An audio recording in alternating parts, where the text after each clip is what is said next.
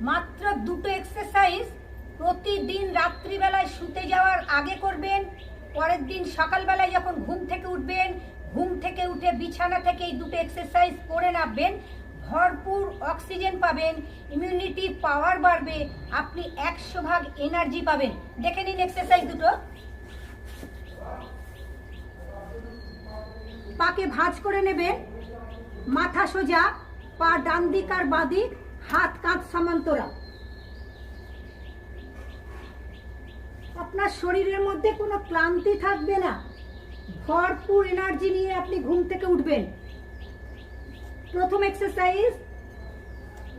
দ্বিতীয় এক্সারসাইজ, দুটো পা ভাঁজ, শ্বাস নিতে নিতে উঠবেন, লম্বা শ্বাস।